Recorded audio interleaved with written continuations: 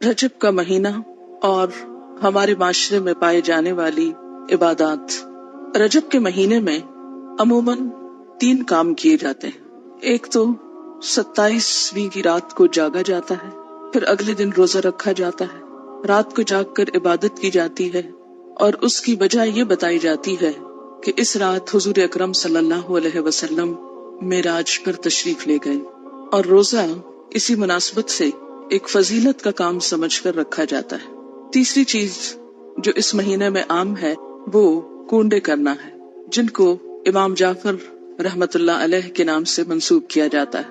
آج ہم ان تینوں چیزوں کا جائزہ لیں گے کہ ان کی حقیقت کیا ہے اور اس بارے میں ہمارا طرز عمل کیا ہونا چاہیے۔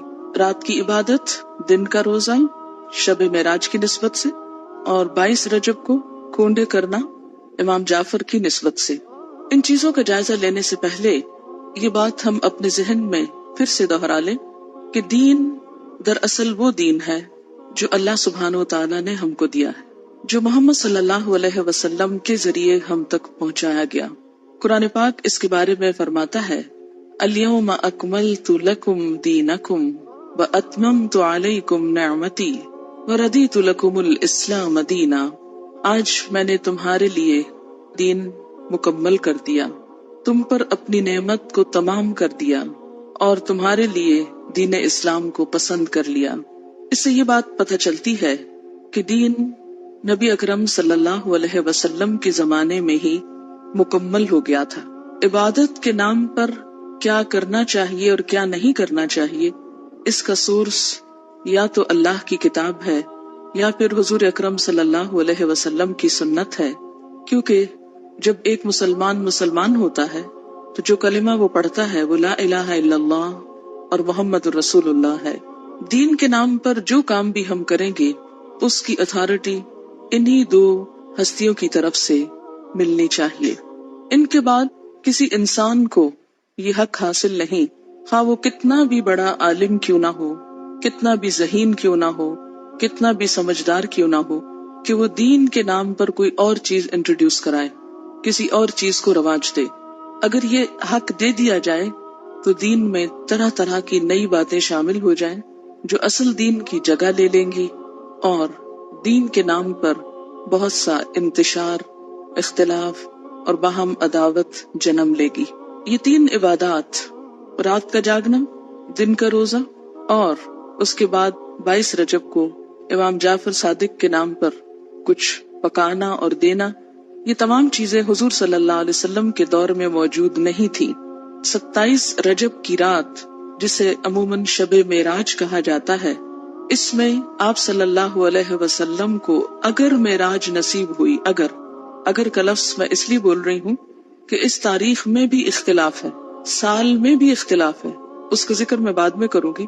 اگر آپ کو معراج نصیب ہوئی بھی اس رات میں، تو آپ صلی اللہ علیہ وسلم نے اسی رات جو مخصوص عبادت کی، اس کے بعد کبھی بھی ہر سال 27 رجب کو کوئی خاص عبادت نہیں کی، نہ ہی صحابہ کرام نے کبھی 27 رجب کی رات کو کوئی شب بیداری کی یا اس کی کوئی فضیلت بتائی۔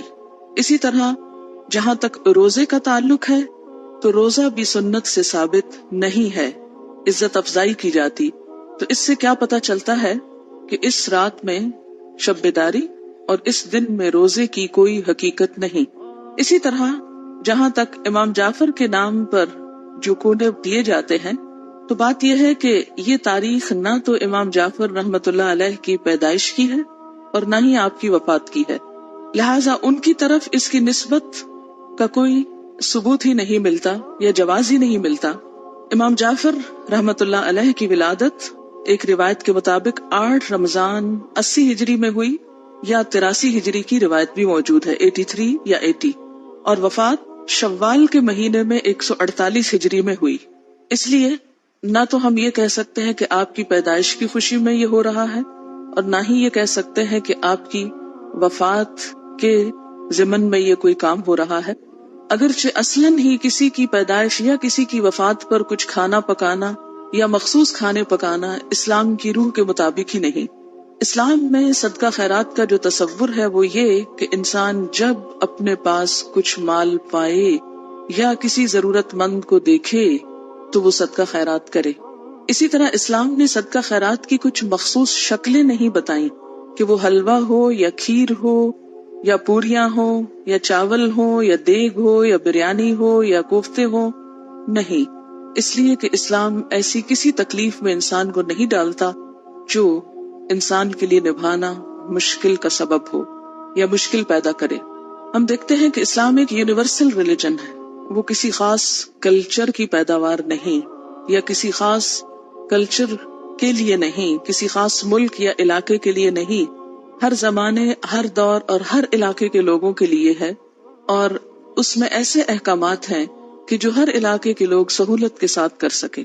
کئی معاشرے ایسے ہیں کہ جہاں کھیر پکائی ہی نہیں جاتی یا پوریاں بنانے کا طریقہ ہی نہیں آتا، یا کئی لوگ پوریاں بنانا جانتے ہی نہیں، تو کیا ایسے لوگ پھر اس عبادت سے محروم رہیں گے کہ جو ایک مخصوص کھانا نہ پکا سکتے ہوں؟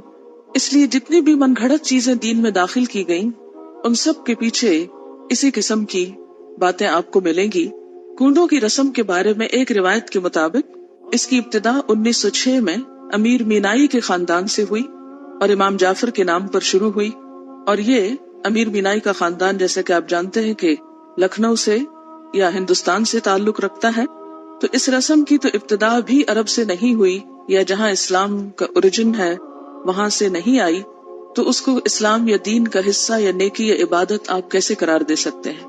اگر آپ کو کسی کو بھی روح کو ثواب پہنچانا ہے، ان کے لیے صدقہ خیرات کرنا ہے، تو کوئی دن مقرر کرنے کی ضرورت نہیں، جب آپ کا دل چاہے اور جہاں آپ کا دل چاہے، جہاں آپ ضرورت سمجھیں وہاں آپ کر لیں، اور صرف چند مخصوص اشخاص کے لیے ہی نہیں، اس سے زیادہ کے لیے بھی آپ کر سکتے ہیں۔ پھر اسی طرح شب معراج، جس کا تعلق حضور صلی اللہ علیہ وسلم کے آسمان پہ جانے سے ہے، اس کی حقیقت کے بارے میں اور اس کی کچھ تفصیلات کے بارے میں آپ سے بات کروں گی۔ اگر کوئی شخص اس دن کو بہت اہمیت دینا ہی چاہتا ہے تو وہ بھی اپنے عمل پر غور کرے۔ ہم دیکھتے ہیں کہ اس تاریخ کے بارے میں بے شمار اختلافات ہیں، یعنی تاریخ یا مہینہ یا سال کے بارے میں یا اس کے اجزاء کے بارے میں تقریباً 36 اقوال ہیں۔ بعض کے خیال میں یہ ربیع الاول میں ہوئی، بعض نے رمضان کا مہینہ قرار دیا، بعض نے ہجرت سے 1 سال پہلے، بعض نے 1 سال 6 ماہ کہا، بعض نے 1 سال 5 ماہ کہا، کسی نے 1 سال 2 ماہ کہا، کسی نے 3 ماہ کہا، کسی نے 1 سال 4 ماہ کہا، یعنی بے شمار اقوال ہیں اس کے بارے میں۔ ایسا کیوں ہے کہ ایک اتنا بڑا واقعہ ہوا اور اس کی تاریخ بھی صحیح معلوم نہیں؟ تو اس کی بنیادی وجہ کیا ہے؟ اس کی بنیادی وجہ یہ ہے کہ اسلام کے دور اول میں لوگوں کو تاریخوں سے زیادہ دلچسپی نہیں تھی، وہ تاریخیں صرف یاد رکھتے تھے حج کی یا رمضان کی، جس میں مخصوص عبادات کرنا ہوتی تھی۔ اس کے علاوہ کون کس دن فوت ہوا، کس دن پیدا ہوا، یہ چیزیں ان کے نزدیک کچھ بہت اہمیت کی حامل نہیں تھی۔ یہ کون سا واقعہ کس دن ہوا، وہ واقعے کو تو دیکھتے تھے، اس کی روح کو تو دیکھتے، لیکن اس کی تاریخ ان کے نزدیک ایک غیر اہم چیز تھی، کیونکہ ان کے ہاں دن منانے کا رواج ہی نہیں تھا۔ صحابہ کرام کے اندر ہمارے معاشرے کی طرح دن منانا، اینیورسریز اور اسی طرح برسی اور ولادت کے دن، یہ تمام چیزیں اس کلچر کا حصہ نہیں تھی، یعنی اسلامی کلچر کا۔ بیسیکلی اسلام میں جو اہم دن ہیں جیسے عیدیں ہیں یا مہینے ہیں، رمضان اور حج کا مہینہ ہے، یا اسی طرح کچھ اور مہینوں کی فضیلت ہے جیسے محرم کے روزوں کی فضیلت ہے، یا ذی الحج کے ابتدائی عشرے کے روزوں کی فضیلت ہے، یا شعبان کے روزوں کی فضیلت ہے، یا ہر مہینے 3 دن ایام 20 کے روزے کی بات آئی ہے، یہ دن تو شریعت نے خود مقرر کر دیے۔ لیکن اس کے علاوہ باقی چیزیں بعد کے دور میں پیدا ہوئی، ان کو دین کا حصہ بنا لینا اور ان کے اوپر اس طرح پابندی سے عمل کرنا جیسے نماز کی پابندی کی جاتی ہے، تو یہ دین میں نئی روایات پیدا کرنے کے برابر ہوگا۔ اگر ہم ایک مشہور روایت کے مطابق مان ہی لیں کہ یہ رات معراج کی رات ہے، تو آئیے دیکھتے ہیں کہ معراج کی رات میں آپ صلی اللہ علیہ وسلم کو کیا کچھ دکھایا گیا۔ آپ نے بنیادی طور پر اچھے اور برے کام کرنے والوں کے انجام دیکھے۔ تو احادیث کی کتابوں میں معراج کے بارے میں جو کچھ ملتا ہے اس کی تفصیل آپ کے سامنے رکھوں گی تاکہ اس سے ہم کچھ سبق لیں، کیونکہ وہ ایک سبق آموز واقعہ ہے، اور ان اعمال سے بچیں جن پر سزا آپ صلی اللہ علیہ وسلم نے دیکھی اپنی آنکھوں سے، اور وہ کام کریں جن پر جزا آپ صلی اللہ علیہ وسلم نے اپنی آنکھوں سے دیکھی۔ قرآن پاک میں اللہ سبحانہ و تعالی نے فرمایا، سبحان الذی اسری بعبدہ لیلا من المسجد الحرام الی المسجد الاقصی الذی بارکنا حولہ لنریہ من آیاتنا انہ هو السمیع البصیر۔ سورۃ بنی اسرائیل۔ پاک ہے وہ خدا جو اپنے بندے کو رات ہی رات مسجد حرام سے مسجد اقصی تک لے گیا، جس کے آس پاس ہم نے برکت رکھی ہے تاکہ ہم اسے اپنی قدرت کے بعض نمونے دکھائیں۔ یقیناً اللہ تعالیٰ ہی خوب سننے والا اور دیکھنے والا ہے۔ ان آیات میں جس واقعے کی طرف اشارہ ہے وہ واقعہ اسراء کے نام سے مشہور ہے۔ اسراء کا لفظی معنی ہے رات کو سفر کرنا، رات کو چلنا۔ اس میں بنیادی طور پر مسجد حرام سے مسجد اقصی تک جانے کی بات ہے۔ احادیث کی کتابوں سے پھر مسجد اقصی سے آگے آسمانوں تک جانے کی بات ہے۔ اس سفر کا مقصد کیا تھا؟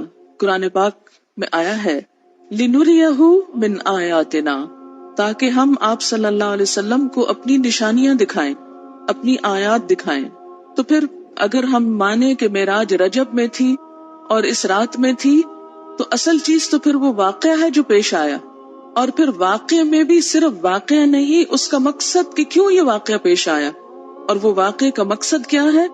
لِنُرِيَهُ مِنْ آیاتنا، تاکہ ہم آپ صلی اللہ علیہ وسلم کو اپنی نشانیاں دکھائیں۔ آپ نے دیکھی، ہم کو بتائیں، ہم کو بھی دیکھنی چاہیے کہ آپ نے کیا دیکھا، ہم کو معلوم ہونا چاہیے۔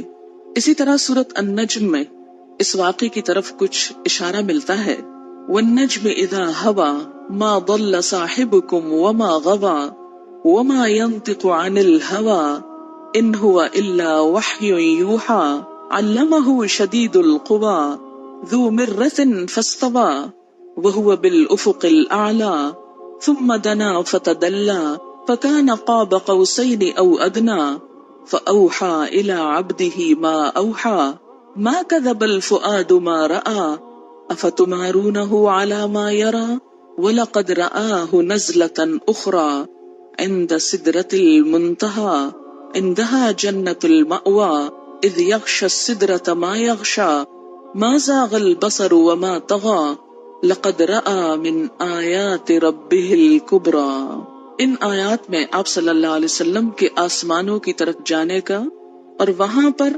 سدرۃ المنتہا اور اس کے آس پاس کی چیزوں کو دیکھنے کا اشارہ ملتا ہے، اور اس کے بھی آخر میں جو بات فرمائی گئی وہ کیا ہے؟ لَقَدْ رَآ مِنْ آیَاتِ رَبِّهِ الْكُبْرَى۔ آپ صلی اللہ علیہ وسلم نے دیکھی کیا؟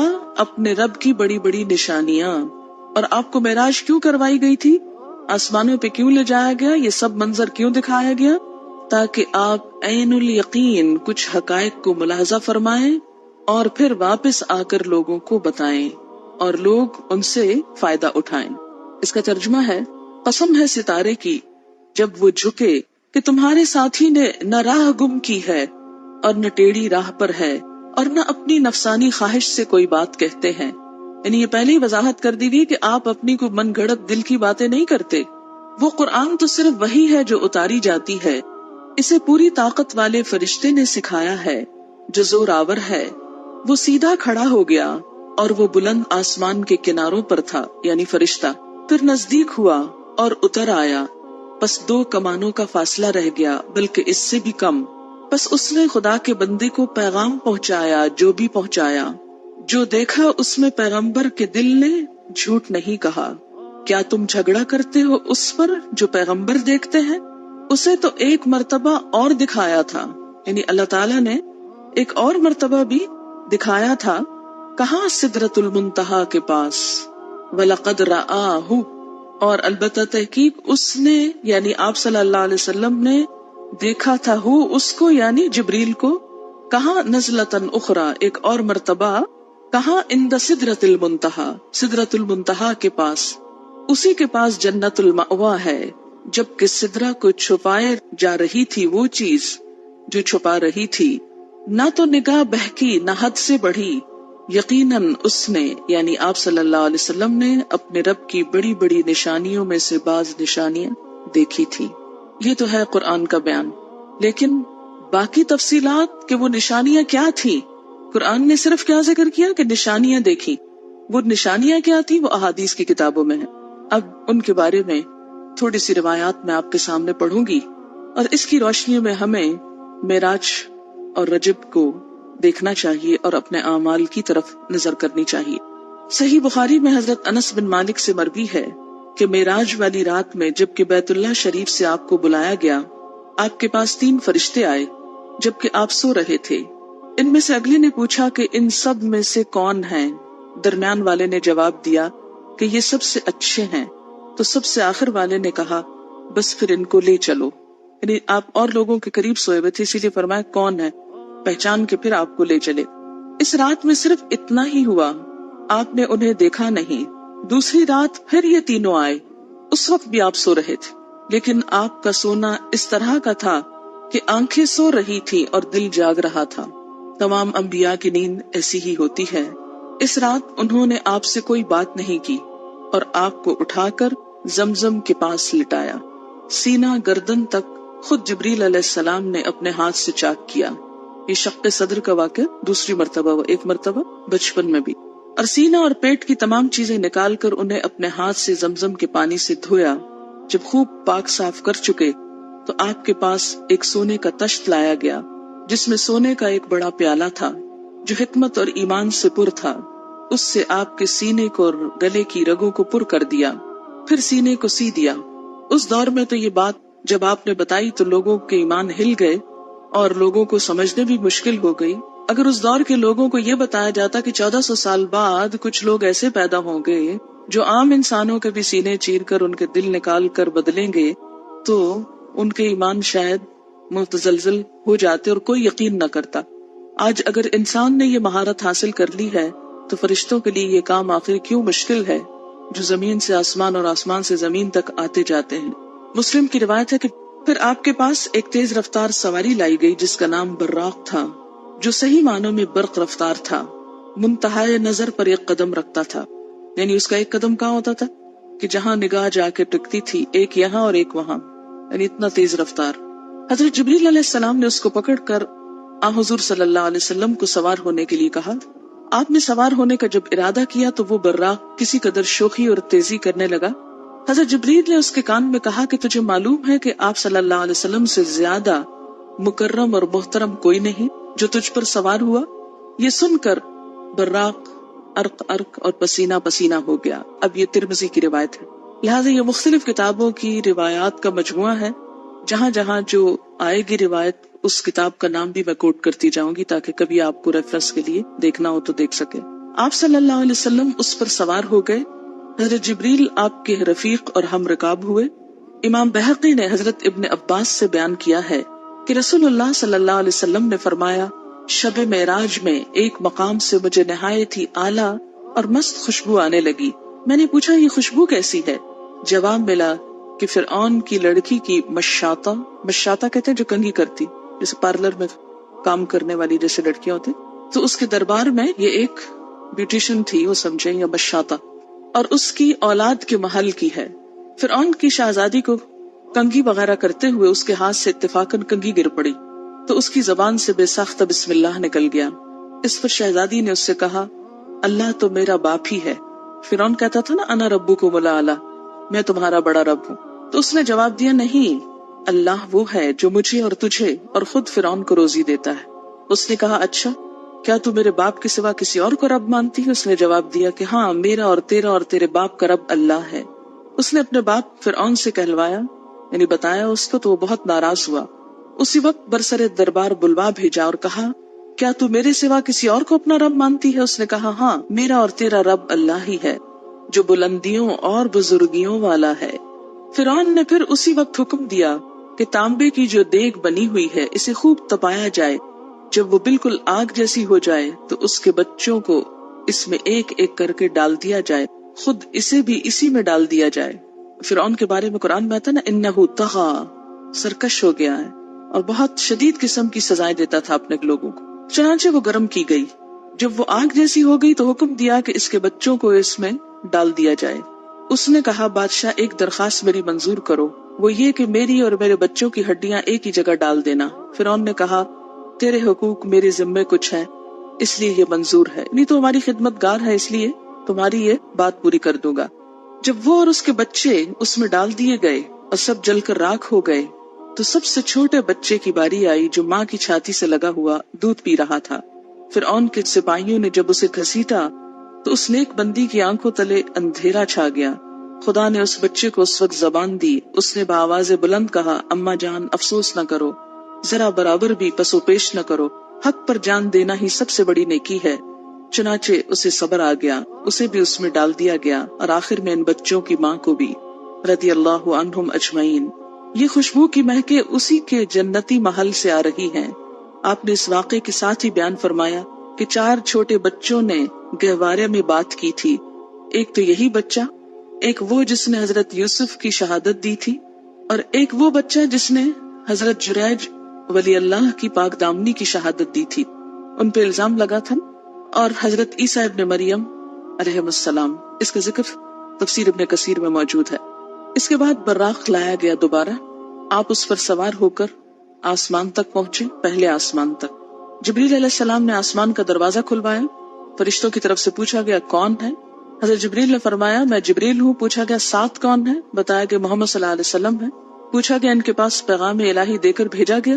جبریل نے کہا ہاں۔ یہ بخاری کی روایت ہے، یعنی پھر آپ کے لیے دروازہ کھولا گیا۔ بخاری کی روایت میں ہے کہ فرشتوں نے یہ سن کر کہا مرحبا، آپ بہت اچھا آئے، ویلکم۔ دروازہ کھول دیا گیا۔ آپ فرماتے ہیں کہ میں وہاں پہنچا تو حضرت آدم علیہ السلام موجود تھے۔ جبریل علیہ السلام نے کہا یہ آپ کے باپ آدم ہیں، ان کو سلام کیجئے۔ میں نے سلام دیا، آپ نے جواب دیا اور کہا مرحبا فرزند صالح، نبی صالح۔ بخاری کی روایت میں ہے پھر مجھ کو جبریل لے کر آگے بڑھے، دوسرے آسمان تک پہنچے اور اسی طرح سوال جواب ہوا اور دروازہ کھولا گیا۔ وہاں آپ کو عیسیٰ علیہ السلام اور یحییٰ علیہ السلام ملے جو دونوں باہم خالہ زاد بھائی بھی ہیں۔ جبریل علیہ السلام نے کہا یہ یحییٰ اور عیسیٰ علیہ السلام ہیں، ان کو سلام کیجیے۔ میں نے سلام کیا، دونوں نے جواب دیا۔ پھر کہا کہ مرحبا برادر صالح اور نبی صالح، اور پھر اسی طرح ان سے کچھ باتیں ہوئیں، اور ان کو برادر اس لیے کہا گیا، بھائی اس لیے کہا گیا کہ آپ ان کے ڈسینڈنٹ نہیں، یعنی وہ دوسری نسل سے ہیں۔ بخاری میں ہے کہ مجھ کو جبریل علیہ السلام تیسرے آسمان کی طرف لے کر چڑھے اور دروازہ کھلوایا۔ پوچھا گیا کون؟ جبریل نے کہا میں ہوں۔ پوچھا گیا تمہارے ساتھ کون؟ انہوں نے کہا محمد صلی اللہ علیہ وسلم۔ پوچھا گیا ان کے پاس پیغام الہی ہے؟ جبریل نے کہا ہاں۔ فرشتوں نے کہا مرحبا، آپ بہت اچھا آئے۔ دروازہ کھولا گیا، وہاں پہنچا تو دیکھا کہ یوسف علیہ السلام موجود ہیں۔ جبریل علیہ السلام نے کہا یہ یوسف علیہ السلام ہے، ان کو سلام کیجیے۔ میں نے سلام کیا، انہوں نے جواب دیا۔ انہوں نے کہا مرحبا برادر صالح اور نبی صالح، کیونکہ وہ بھی بنی اسرائیل میں سے تھے، اس لیے بھائی کہہ رہے ہیں۔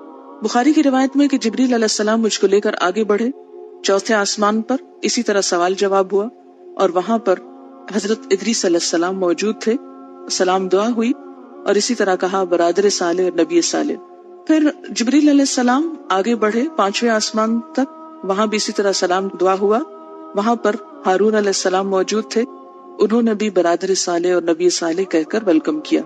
پھر آگے چڑھے چھٹے آسمان تک، دروازہ کھلوایا گیا اور اسی طرح سوال جواب ہوا، اور یہاں پر موسیٰ علیہ السلام تھے۔ جب وہ ان کو چھوڑ کر آگے بڑھے تو وہ رونے لگے۔ پوچھا کیا ہے، آپ کے رونے کی وجہ کیا ہے؟ انہوں نے کہا میں اس لیے روتا ہوں کہ ایک نوجوان پیغمبر میرے بعد مبعوث ہوئے جن کی امت کے جنت میں داخل ہونے والے میری امت کے جنت میں داخل ہونے والوں سے زیادہ ہوں گے، تو مجھ کو اپنی امت پر حسرت ہے، یعنی بنی اسرائیل پر، کہ انہوں نے میرا اس طرح اتباع نہ کیا جس طرح حضور صلی اللہ علیہ وسلم کی امت آپ کی اطاعت کرے گی۔ اسی لیے میری امت کے ایسے لوگ جنت سے محروم رہے تو ان کے حال پہ رونا آتا ہے۔ پھر ساتویں آسمان پر پہنچے تو وہاں پر ابراہیم علیہ السلام کو پایا، کہا گیا ان کو سلام کیجیے، آپ نے ان کو سلام کیا، انہوں نے کہا فرزند صالح اور نبی صالح، یعنی بیٹا کہہ کے پکارا، اور آپ اپنی کمر بیت المعمور سے ٹیک کر بیٹھے ہوئے تھے۔ ایک اور حدیث میں آتا ہے نا کہ ساتویں آسمان پر بیت المعمور ہے، خانہ کعبہ کی طرح، اور وہاں ہر روز 70,000 فرشتے طواف کرتے ہیں۔ تو ابراہیم علیہ السلام نے چونکہ دنیا میں بیت اللہ بنایا تو اس کے اعزاز میں آپ کو ساتویں آسمان پر جو بیت اللہ ہے وہاں پر رکھا گیا۔ مسلم کی روایت ہے کہ بیت المعمور میں ہر روز 70,000 فرشتے داخل ہوتے ہیں۔ بخاری کی روایت میں یوں ہے کہ میں ایک ایسے ہموار میدان میں پہنچا جہاں میں نے قلموں کے لکھنے کی آواز سنی. اللہ تعالیٰ نے مجھ پر اور میری امت پر 50 وقت کی نمازیں فرض کی. مسند احمد کی روایت میں ہے کہ سورۃ بقرہ کی آخری آیتیں کون سی بلا؟ آمن الرسول، وہ مجھ کو عنایت ہوئی، اور یہ بات کہ جو شخص آپ کی امت میں سے اللہ تعالیٰ کے ساتھ کسی کو شریک نہ کرے اس کے گناہ معاف ہو جائیں گے. مسلم میں ہے کہ آپ سے یہ وعدہ بھی کیا گیا تھا کہ جو شخص کسی نیکی کا ارادہ کرے اور کسی وجہ سے نہ کر سکے تب بھی اس کو ایک نیکی کا ثواب ملے گا، اور جب گناہ کا ارادہ کرے اور اس گناہ کو نہ کرے تو گناہ نہیں لکھا جائے گا، اگر کیا تو ایک ہی گناہ لکھا جائے گا. بعض روایات سے یہ پتہ چلتا ہے کہ آپ نے اللہ تعالیٰ کو بھی دیکھا، لیکن جو زیادہ ترجیح والی روایات ہے وہ کیا ہے کہ آپ صلی اللہ علیہ وسلم نے صرف کلام فرمایا. آپ نے جنت اور دوزخ کو دیکھا، جہنم میں زیادہ تر ناشکر گزار عورتیں نظر آئیں، جنت میں زیادہ تر غرباء اور مساکین دکھائی دیے. بہرحال آپ نے بہت سے عجائبات، اللہ کی نشانیوں کو دیکھا اور واپس ہوئے. واپس آتے ہوئے موسیٰ علیہ السلام سے ملاقات ہوئی تو انہوں نے دریافت کیا کہ آپ کو کیا حکم ملا؟ میں نے کہا ایک دن رات میں مجھ پر اور میری امت پر 50 نمازیں فرض کی گئی. حضرت موسیٰ نے فرمایا آپ کی امت ایک دن رات میں 50 نمازیں نہ پڑھ سکے گی، میں بنی اسرائیل سے خوب تجربہ کر چکا ہوں، آپ اپنے رب کے پاس واپس جائیے، کمی کی درخواست کیجیے. موسیٰ علیہ السلام کے فرمانے پر میں اللہ تعالیٰ کے پاس واپس گیا اور کمی کی درخواست کی. اللہ تعالیٰ نے میری درخواست کو قبول کیا، نمازوں میں تخفیف فرمائی. میں واپس آیا تو موسیٰ علیہ السلام نے پوچھا کتنی کم ہوئی؟ میں نے کہا 10. انہوں نے کہا ابھی بھی بہت ہے، واپس جائیے. پھر اللہ تعالیٰ نے 10 اور کم کر دی. پھر میں واپس آیا، پوچھا اب کتنی ہے؟ تو ان کے دریافت کرنے پر میں نے کہا کہ اتنی نمازوں کی کمی ہو گئی. موسیٰ علیہ السلام نے کہا پھر جاؤ اور کمی کراؤ. پھر معافی کی اپیل کی گئی، اور اس طرح پھر 10 اور ایک دفعہ میں 5 اور باقی 5 رہ گئی. موسیٰ علیہ السلام نے کہا ابھی بھی کمی کراؤ کہ لوگ 5 بھی نہیں پڑھیں گے. میں نے کہا مجھے اب شرم آتی، جتنا اللہ تعالیٰ نے فرض کیا میں اس پہ راضی ہوں. آپ فرماتے ہیں کہ جب میں وہاں سے واپس آیا تو ایک پکارنے والے نے پکار کر کہا میں نے اپنا فرض پورا کر دیا، بندوں سے تخفیف کر دی، 5 نمازیں 50 کے برابر ہیں. پھر میں جہاں سے گیا تھا وہی واپس آ گیا. اور جس وقت واپس آ کر آپ نے لوگوں کو خبر دی تو بہت سے ایمان والوں کے ایمان متزلزل ہو کہ یہ کیسے ممکن ہے. اور ہو سکتا ہے کہ اب بھی یہ باتیں سن کر بہت سے لوگوں کے دل ہل گئے ہوں کہ یہ بھلا کیسے ہو سکتا ہے کہ آپ نے یہ سب کچھ دیکھ لیا.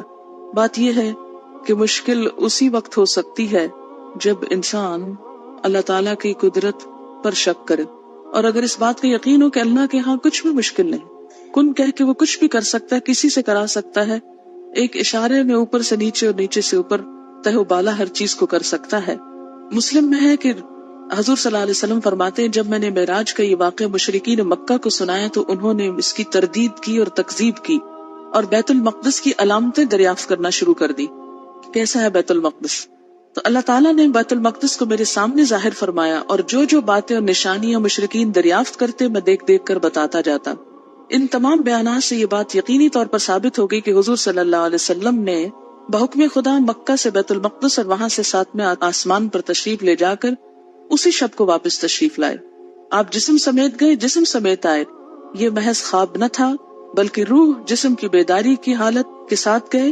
اور قرآن پاک میں بھی اسی کا ذکر ملتا ہے، کیونکہ قرآن پاک میں آتا نا سبحان الذی اسری بعبدہ، تو عبد کس کو کہتے ہیں؟ روح کو. اب سے مراد روح اور جسم دونوں ہیں.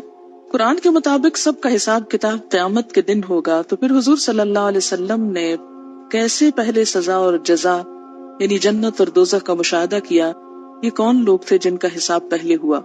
اس میں یہ وہ لوگ بھی ہو سکتے ہیں جو دنیا سے مر کے جا چکے ہیں، برزخ میں ہیں، اور ان کو وہاں ان کے اعمال کے مطابق سزا لیتے ہوئے دکھا دیا گیا. اگرچہ سب کا فیصلہ قیامت کے دن ہوگا، لیکن اگر کچھ لوگوں کو بطور مثال وہاں اللہ تعالیٰ نے پہلے فیصلہ کر کے ڈال دیا تو اس میں کیا مشکل ہے؟ یہ بھی ہو سکتا ہے کہ اللہ تعالیٰ نے بطور تمثیل دکھایا کہ ایسا ہوگا، یعنی جن لوگوں کے ساتھ ہونے والا ہے ان کی شکلیں سامنے لا کے دکھا دی اور ان کو ایک شیپ دے دی، اور فیصلہ بعد میں ہوتا رہے گا. کیا صدقہ خیرات اللہ کے سوا کسی اور کے نام سے دینا جائز ہے جیسے امام جعفر کے نام پر؟ یہ تو آپ قرآن پاک میں واضح طور پر پڑھ چکے ہیں. سورۃ البقرہ آیت 173 میں دیکھیے انما حرم علیکم المیتۃ والدم ولحم الخنزیر وما اہل به لغیر اللہ فمن اضطر غیر باغ ولا عاد فلا اثم علیہ ان اللہ غفور رحیم. بے شک اس نے حرام کیا تم پر مردار اور خون اور خنزیر کا گوشت اور جو پکارا گیا اس پر اللہ کے سوا کسی اور کے لیے، لغیر اللہ واسطے غیر اللہ کے، یعنی اللہ کے سوا کسی بھی نبی، رسول، ولی، کسی بزرگ، کسی نیک انسان کے نام پر کچھ دینا یعنی اس کی خوشی کے لیے یہ درست نہیں. ہاں کسی کی طرف سے صدقہ کرنا اس کی اجازت ہوتی، مثلا کسی کو ثواب پہنچانے کے لیے اگر کوئی شخص کچھ دیتا ہے تو وہ اور بات ہے. مثلا آپ اپنے والدین کی طرف سے قربانی کریں یا حضور صلی اللہ علیہ وسلم کی طرف سے کریں یا کسی اور کی طرف سے آپ کریں تو یہ تو ٹھیک ہے، لیکن ان کے نام پر کرنا کہ وہ ہم سے خوش ہو جائیں تو شرک یہی تو ہے. تو کوئی بھی ایسا کام کہ کسی انسان کو، چاہے کوئی زندہ ہے چاہے کوئی فوت ہو گیا، مثلا اگر کوئی شخص زندہ ہے اور آپ اس کے ساتھ نیکی صرف اس لیے کر رہے ہیں کہ یہ قیامت کے دن ہم کو اللہ سے چھڑا لے تو یہ تصور غلط ہے. ہاں اس لیے کر رہے ہیں کہ وہ دنیا میں آپ کو نیکی کی طرف لے جائے، وہ اور بات ہے. کیا رجب کے پورے ماہ کے اندر روزہ رکھنا منع ہے یا 27 رجب کا؟ یہ نہیں کہ پورے ماہ میں روزہ نہیں رکھ سکتے. نفلی روزہ عادتاً جو آپ رکھتے ہیں مثلا 13، 14، 15 کا وہ رکھیے. اگر آپ کو عادت ہے سوموار یا جمعرات کے روزے کی رکھیے، لیکن مخصوص اس تاریخ کو ہی روزہ رکھنا یہ نہیں ہونا چاہیے.